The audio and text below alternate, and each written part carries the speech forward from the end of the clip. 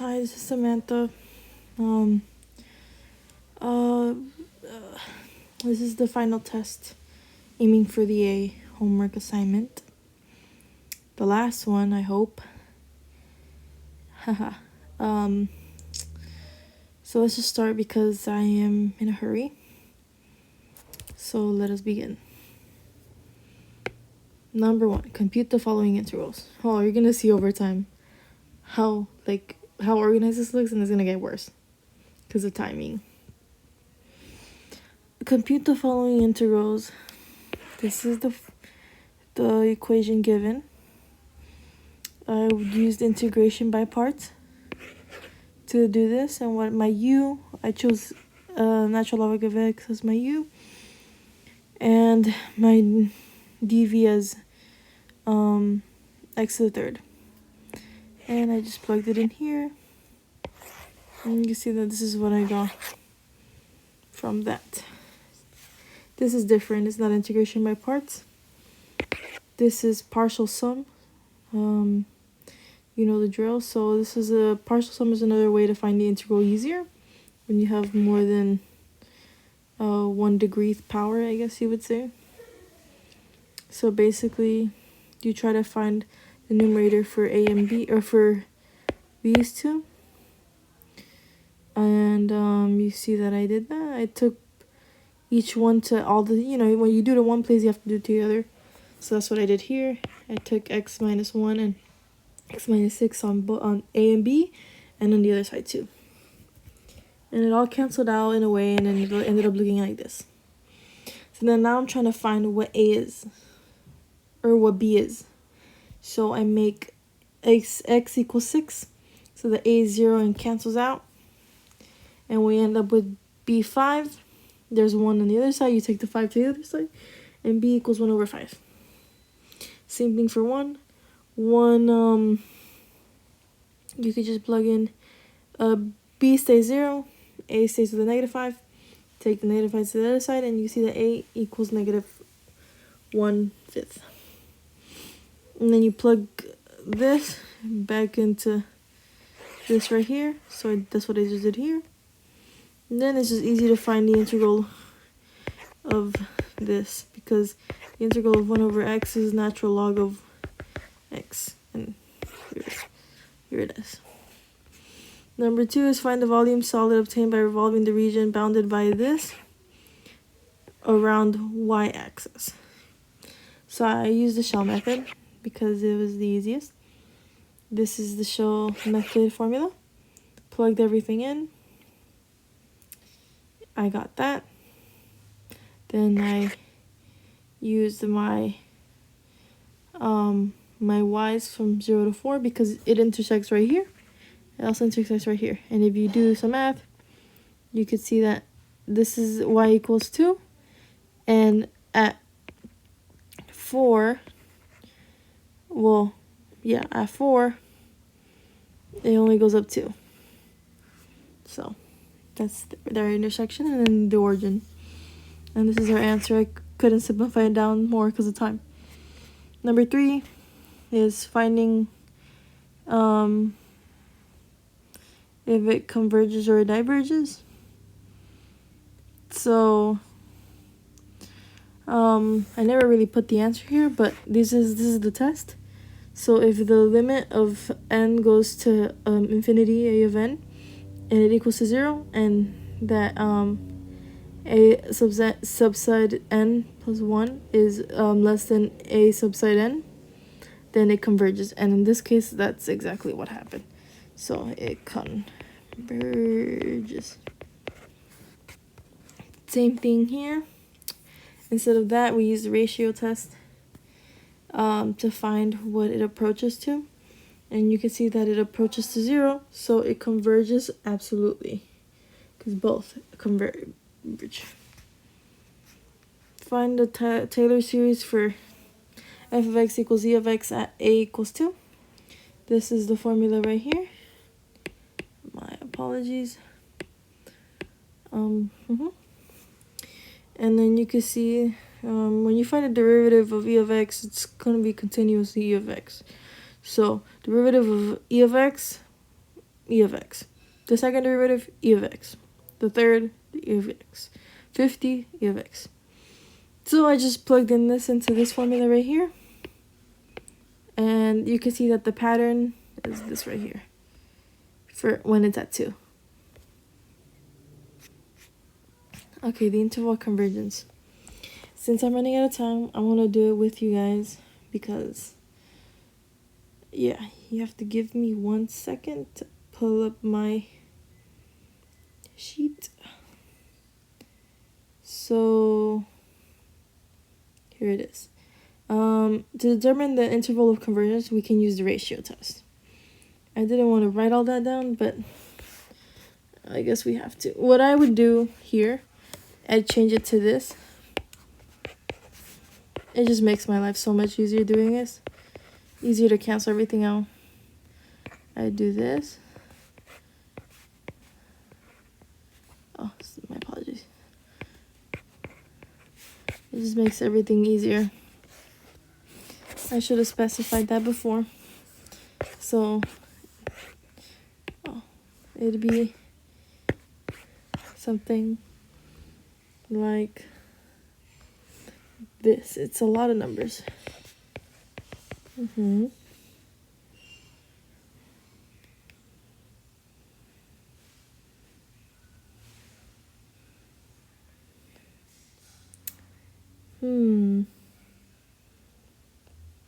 me see it for a second. Oh, it's a lot. Let me just make it bigger.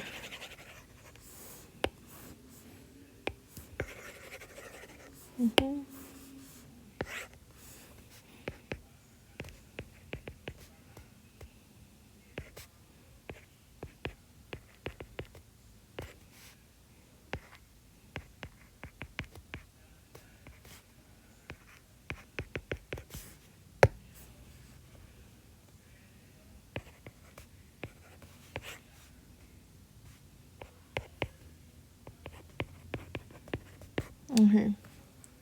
Sorry for my messy handwriting. So basically, right after this, you cancel a bunch of things, and you end up with, let's hypothetically say that we did that. You end up with this expression right here.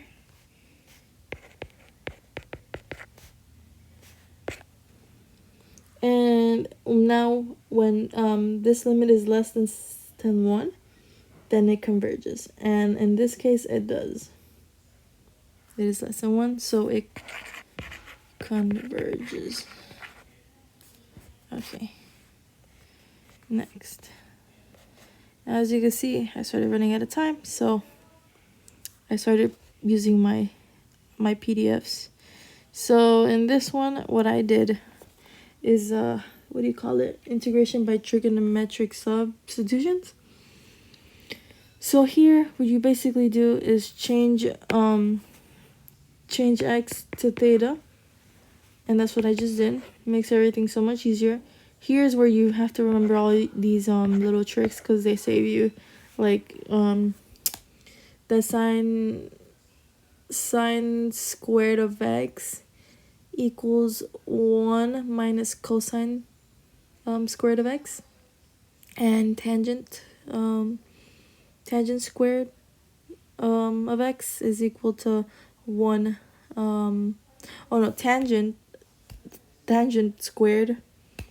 tangent squared of x plus 1 is secant squared of x. Saves a lot of time. Find the integral of it. I got sine, and then very important that a lot of people don't do is that right after it, you have to change back theta back to x because that's how the problem is.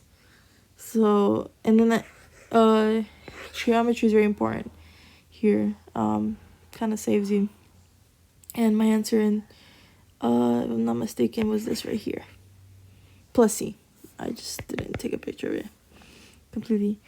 Here, pretty simple. What I did, I just took this up, and then I used the basic integration formula. And then once I got the answer, I just did it from 3 to 0. And, 0, 0. And then this is 1 over 3. For number 7, find the area of the region bounded by the curves. Easy, this is the formula. Upper minus lower. I did mess up here. I'll own up to it.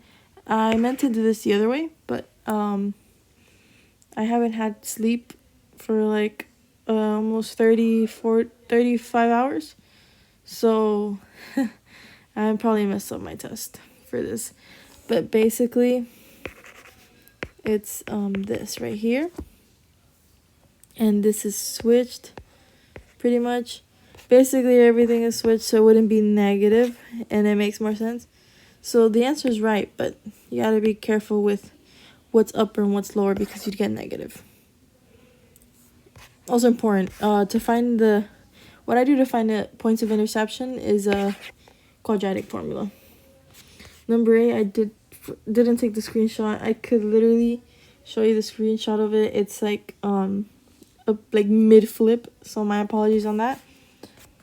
Number 9, this is where I have to use my sheet again. This is find the area enclosed by the new curves for the polar coordination r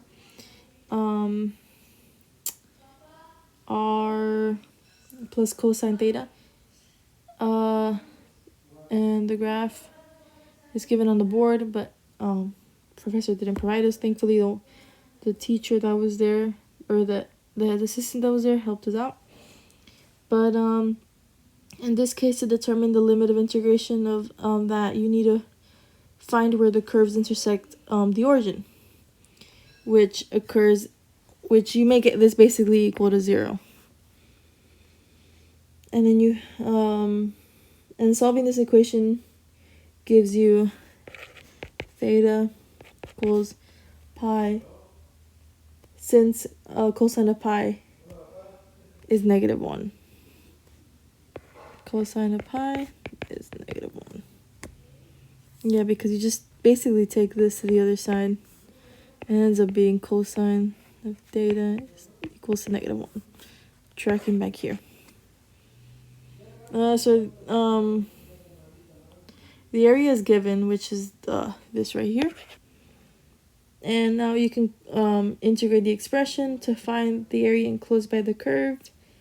Note that the cosine squared of theta can be expressed in terms of trigonometric identities to simplify the integration. Once integrated, you'll get the area enclosed in the polar coordinates. I would continue, but this is currently 4:18 and I need to turn this in by 4:30. Here too, number 10. We basically have to use differential powers to show that the derivative of cosine is equal to negative sine of x, and show details of your on your calculation. So, if I'm not mistaken,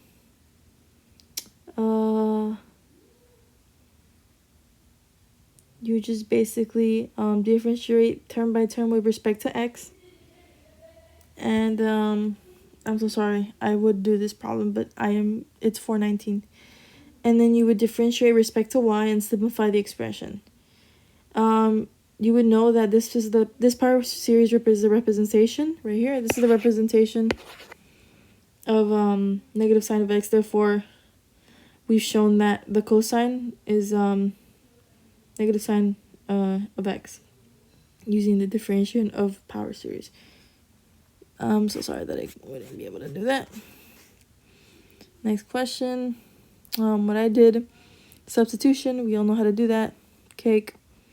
I made the substitution TU, and then I plugged everything, and this is what I got. For number 12, find the average value theorem. Find the average value of the function. This is the function. And then basically, this is the formula. Plugged it in there, found the integral, did substitutions. Very important to learn that. And then I ended up getting 4. I just cut half of it, but this is a 4. This is number 12. Okay, 13, 420. Oh my god.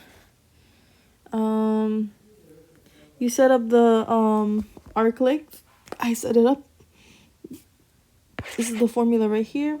And what I did is just try to find the radius, and it ended up being 1. So I just plugged it in, and that's all we had to do. Number 15, solve the linear equation. This is so for this one, you basically try to put all the constants or all the x's and the y's together, or try to make it at least to look like this formula right here. And it pretty much did, so I did that, and then I found the integrating factor. To find the integrating factor, it's e of the integral of p of y dx, which in this case is 1. So it ended up being e of x. You plug e of x on both sides, and then you find the integral of both sides and solve for y. It's cut off, but I think I got y equals that. Yes, that's what I got. Number 14, trapezoidal rule. Right there, you can see. That's what I did, notations, and I ended up with 29.605. 16, I'll open my sheet up real quick.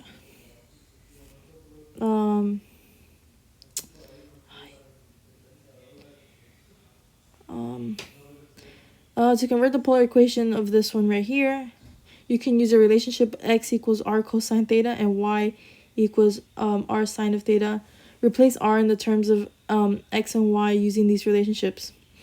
So I basically flipped everything around and you replace it. And basically the rectangular form of this polar equation would be r equals 5 cosine of theta. 17. I basically found the derivative of these two, and then it gave me 2/3. Problem 18, Maclaurin series.